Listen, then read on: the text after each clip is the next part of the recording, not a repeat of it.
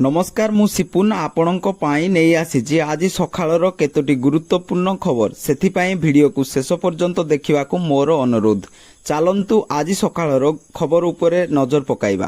प्रथम खबर सुभद्रा योजना को नहीं उपमुख्यमंत्री प्रभाती परिड़ा बड़ सूचना देइछंती। एणिकी सुभद्रा आवेदनकारी को टंका सह मिलिबो पुरस्कार। द्वितीय पर्याय सुभद्रा टंका पाई लागी रहिथिबा कल्पना दल्पनार अंत घटिछि। द्वितीय पर्याय सुभद्रा टंका अक्टोबर 9 रे आसीबो। उपमुख्यमंत्री कहिसंती प्रथम किस्तीर द्वितीय पर्याय टंका हिताधिकारी को दियाजिबो। बारिपदारे आयोजित सभारे मुख्यमंत्री मोहन चरण माझी एही टंका प्रदान करिवे। सुभद्रा योजना रे थिबा प्रथम हिताधिकारी और कोटिए नंबर रे थिबा हिताधिकारी को संबर्धित करिवे मुख्यमंत्री। तेबे गतकाली एक सूचना देई प्रभाती परिड़ा कहिसंती सुभद्रा आवेदनकारी को पुरस्कार मिलिबो। केवल 1 कोटी नंबर रे थिबा महिला को पुरस्कार मिलिबो बोली जणा पड़िछि।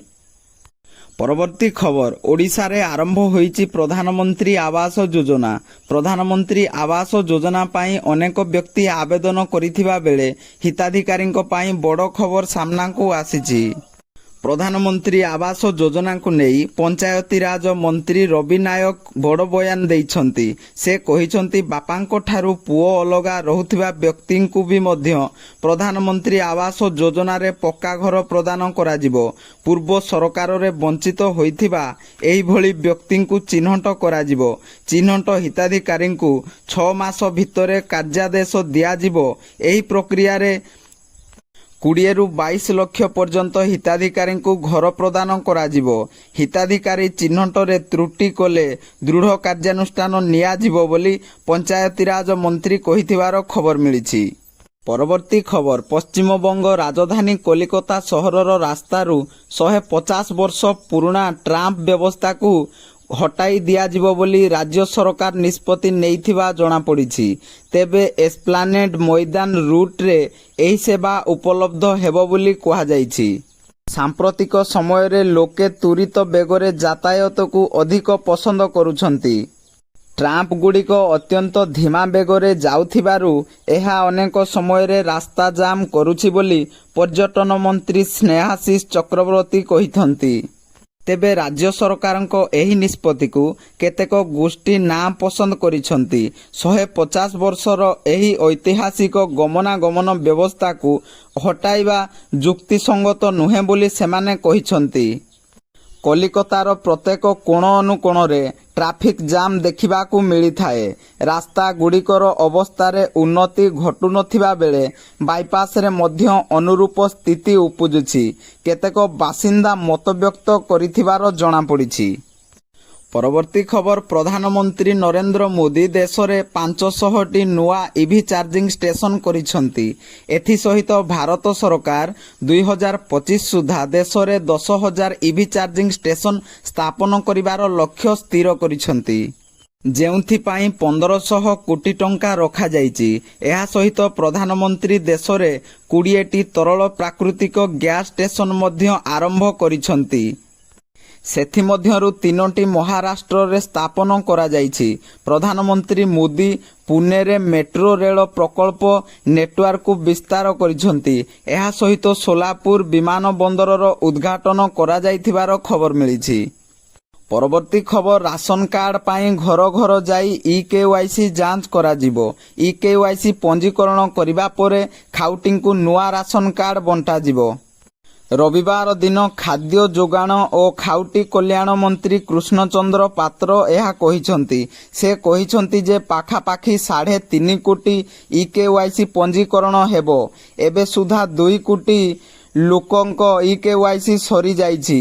केवल योग्य खाउटी को बछा जाई सेमानंकु नुआ राशन कार्ड मिलिबो।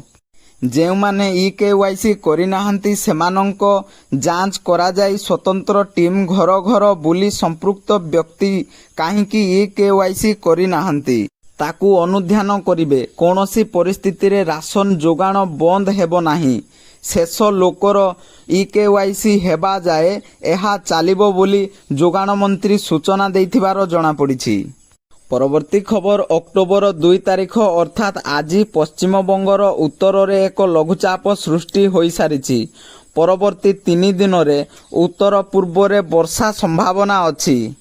ଅକ୍ଟୋବର 6 ତାରିଖରେ ପୂର୍ବ କେନ୍ଦ୍ରୀୟ ବଙ୍ଗୋପସାଗର ଓ ସଂଲଗ୍ନ ଥାଇଲାଣ୍ଡରେ ଆଉ ଏକ ଘୂର୍ଣ୍ଣିବଳୟ ସୃଷ୍ଟି ହୋଇଛି।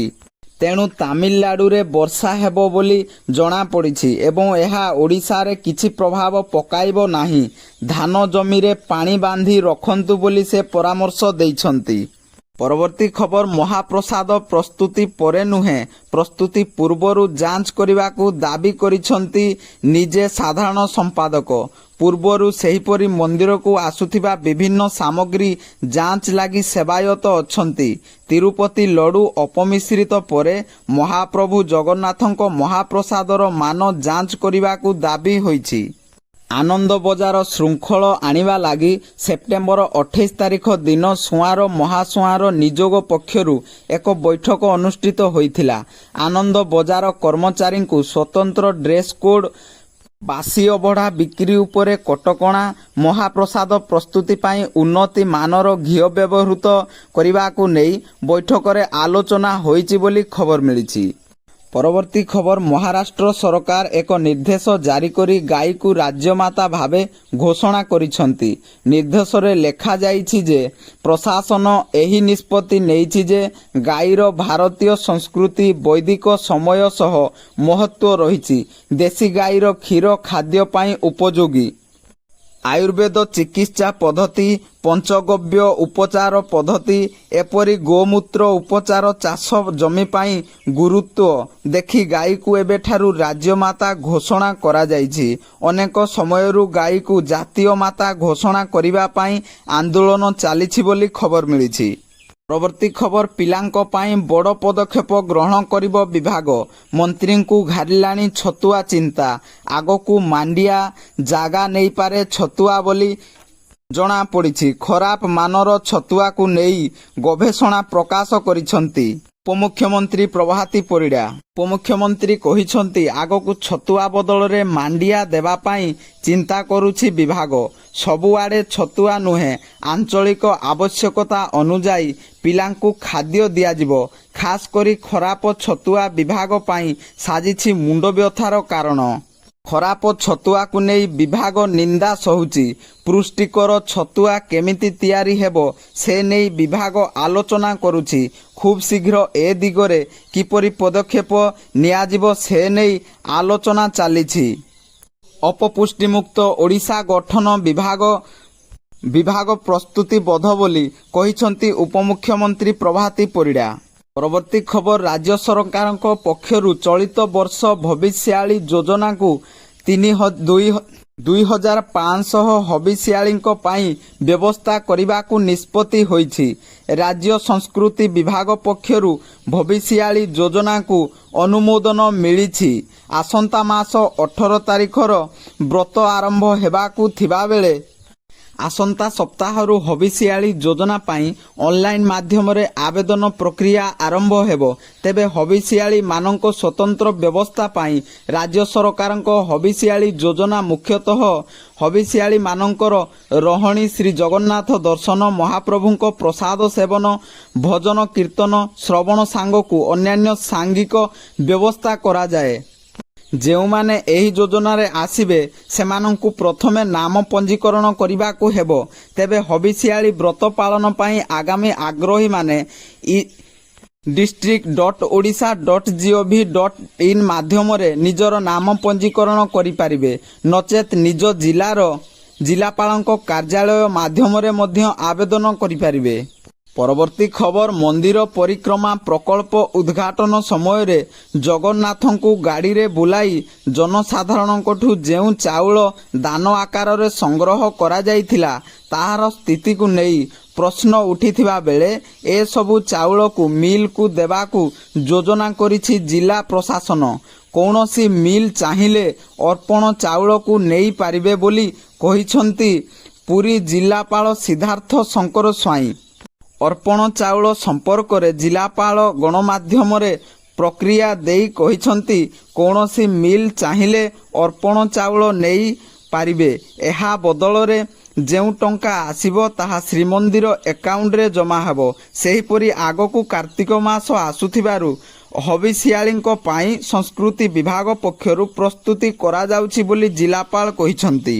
ପରବର୍ତ୍ତୀ ଖବର, ଉତ୍ତମ ଆଇନ ଶୃଙ୍ଖଳା ସ୍ଥିତି ବଜାୟ ରହିଲେ ରାଷ୍ଟ୍ର ସାମାଜିକ ବିକାଶ ସହିତ ଅର୍ଥନୈତିକ ଉନ୍ନତି ଅଭିବୃଦ୍ଧି ସମ୍ଭବ ବୋଲି ରାଷ୍ଟ୍ରପତି ଦ୍ରୌପଦୀ ମୁର୍ମୁ କହିଛନ୍ତି।